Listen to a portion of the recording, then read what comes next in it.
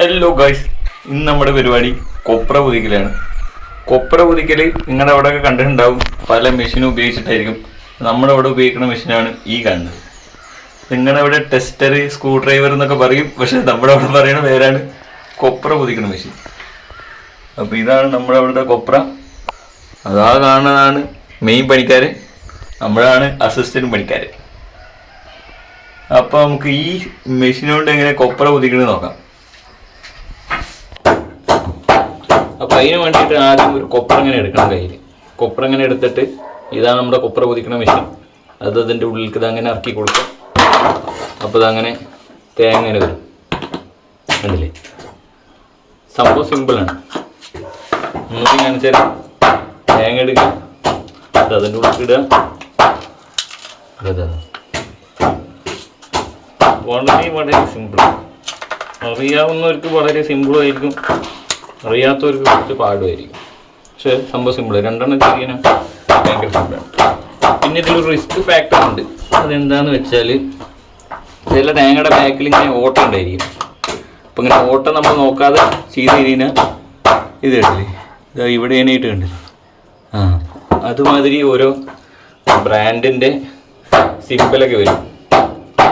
കൊപ്ര പൊതിക്കുന്ന ആൾക്കാരുടെ കയ്യിൽ നോക്കി നിങ്ങൾക്ക് കാണാൻ വേണ്ടി പറ്റും. നമ്മുടെ ഈ ഭാഗത്തുള്ള എല്ലാവരുടെ കയ്യിലും അങ്ങനെയുണ്ട്. മെയിൻ വർക്കറുടെ കയ്യിലുണ്ട്, എല്ലാവരുടെ കയ്യിലും ഉണ്ടാവും. അപ്പോൾ അതിന് നമ്മൾ അങ്ങനത്തെ സംഭവം ചെയ്യുന്ന സമയത്ത് ഇങ്ങനെ തുണി എടുക്കുക, കയ്യിലിങ്ങനെ പിടിക്കുക, എന്നിട്ട് ചെയ്ത് കഴിഞ്ഞാൽ സിമ്പിൾ വരില്ല. അതാണ് അതിൻ്റെ ഹൈലൈറ്റ്.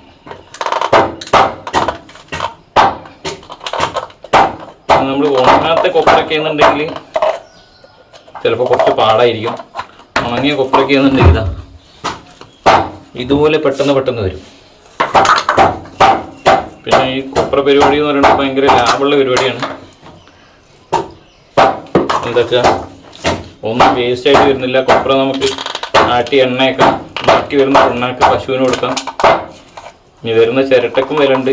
കിലോ 20-15 രൂപയൊക്കെ ഉണ്ട്. നമുക്ക് നഷ്ടമൊന്നുമില്ല, പരിപാടി ലാഭമാണ്. തെങ്ങ് വേണമെന്നുള്ളൊരു സംഭവം മാത്രമേ ഉള്ളൂ. കണ്ടില്ലേ, അപ്പോൾ ഈ സംഭവത്തിൽ നമുക്ക് സിമ്പിൾ വരാനുള്ള എല്ലാ സംഭവമുണ്ട്. അപ്പോൾ നമുക്ക് നമ്മുടെ സേഫ്റ്റി ആയിട്ട് എടുക്കാം. ഇനി ഹാൻഡ് ഗ്ലൗസ് ഉള്ളവർക്ക് അങ്ങനെ യൂസ് ചെയ്യാം.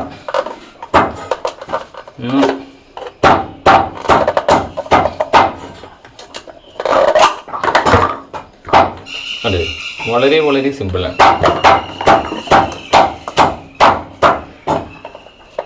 പിന്നെ നമ്മുടെ മെഷീൻ എന്ന് പറയുന്നത്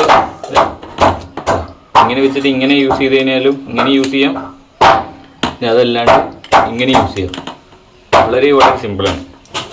നമ്മൾ 1,50,000 രൂപ കൊടുത്തിട്ട് മെഷീനറി വാങ്ങേണ്ട ഒരു കാര്യമില്ല. 100 രൂപ കൊടുത്താൽ നല്ല ബ്രാൻഡ് സാധനം കിട്ടും. പിന്നെ മൾട്ടി പർപ്പസ് ആണ്. ചിലവർ ഇതിനെ ടെസ്റ്ററായിട്ട് യൂസ് ചെയ്യുന്നുണ്ട്, കറണ്ട് ഉണ്ടോ നോക്കാൻ വേണ്ടിയിട്ട്. ചിലവർ സ്ക്രൂ ഒക്കെ ടൈറ്റ് ചെയ്യാനും ഉപയോഗിക്കുന്നുണ്ട്. പക്ഷെ നമുക്ക് ഇതൊന്നും ആവശ്യമില്ല. അതുകൊണ്ട് നമ്മൾ കൊപ്ര പൊതിക്കാൻ ഉപയോഗിക്കണം. അവർക്കൊന്നും ഇതിൻ്റെ യൂസ് അറിയില്ല. അതുകൊണ്ടാണ് അവരിത് ഈ സ്ക്രൂ ടൈറ്റ് ചെയ്യാനും കറണ്ട് ചെക്ക് ചെയ്യാനൊക്കെ നോക്കുന്നത്. നമുക്കതിൻ്റെ യൂസ് അറിയുന്നതുകൊണ്ട് നമ്മൾ ഇങ്ങനെ യൂസ് ചെയ്യുന്നു. വളരെ വളരെ സിമ്പിളാണ്. തുണക്കാകാത്ത ഇതുപോലെ ഇങ്ങനെ ഇതാകണം.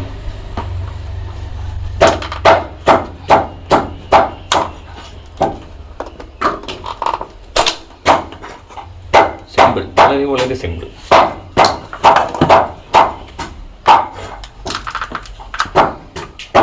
ഇതിന് കോഴ്സും സംഭവങ്ങളൊന്നുമില്ല. നമ്മോടൊപ്പം ഇവിടെ കൊപ്ര പൊതിക്കാൻ വന്ന 2 ദിവസം കൊണ്ട് പഠിക്കാവുന്ന പരിപാടിയായിരുന്നു.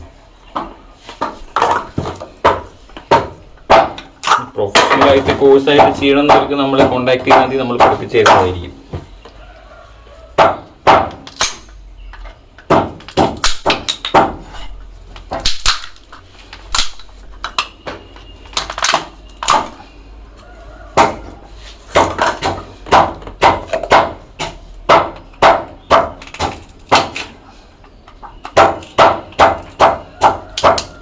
അപ്പം ഇനി കൊപ്രനെ എങ്ങനെ എണ്ണ ആക്കാമെന്ന് ചോദിച്ചു കഴിഞ്ഞാൽ നമ്മൾ ആദ്യം തേങ്ങ പൊളിച്ചിട്ട് തേങ്ങൻ്റെ മാതിരി മുറിച്ച് വെക്കണം. മുറിച്ച് കഴുകിയിട്ട് ഉണക്കാൻ വേണ്ടി വെക്കണം. ഏകദേശം ഒരാഴ്ചയോളം നല്ല വെയിൽ കൊണ്ട് ഉണങ്ങിക്കഴിഞ്ഞാൽ പിന്നെ നമുക്ക് ഈ കൊപ്രനെ എടുത്തിട്ട് ഇതേമാതിരി ഇളക്കിയെടുക്കണം. ഇളക്കിയെടുത്തതിന് ശേഷം ഇത് ചെറുതായി നുറുക്കിയിട്ട് ഒന്നുകൂടി ഉണക്കിയിട്ട് പിന്നെ ഇത് ആട്ടാനുള്ള കൊപ്ര ആട്ടാനുള്ള മെഷീനുള്ള സ്ഥലം ഉണ്ടാവും. അത് നമ്മുടെ ഈ മെഷീൻ കൊണ്ട് നടക്കില്ല, അതിന് വേറെ മെഷീൻ. അപ്പോൾ ആ മെഷീൻ്റെ അവിടെ കൊണ്ടുപോയിട്ട് ആട്ടണം. എന്നിട്ട് ആട്ടിയിട്ട് എണ്ണ വയ്ക്കുക, വെളിച്ചെണ്ണയിട്ട് യൂസ് ചെയ്യുക. ഇപ്പോൾ വരുന്ന ഫുള്ള് വെളിച്ചെണ്ണ കെമിക്കൽ ആയതുകൊണ്ട് അങ്ങനെ ചെയ്യുന്നതായിരിക്കും ബെറ്റർ. സ്വന്തമായിട്ട് ഇങ്ങനത്തെ മെഷീനുള്ള ആൾക്കാർക്ക് സംഭവം ചെയ്യാൻ വേണ്ടി പറ്റും.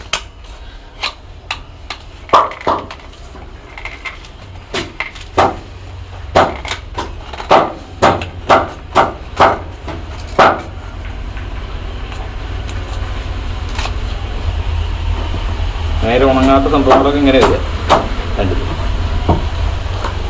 അപ്പോൾ ഇതാണ് ഗൈസ് നമ്മുടെ കൊപ്ര പൊതിക്കലിലെ സൂപ്പർവൈസർ കം ടീം ലീഡർ.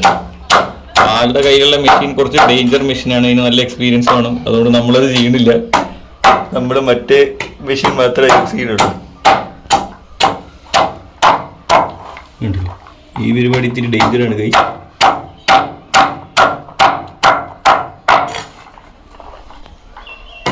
അപ്പോൾ അങ്ങനെയാണ് കൊപ്ര പൊതിക്കുക. എന്തെങ്കിലും ഡൗട്ട് ഉണ്ടെങ്കിൽ നമ്മുടെ അടുത്ത് ചോദിച്ചാൽ നമ്മുടെ കോഴ്സിൻ്റെ ഡീറ്റെയിൽസ് പറഞ്ഞിരുന്നാൽ. അപ്പോൾ ഓക്കെ, ബൈ.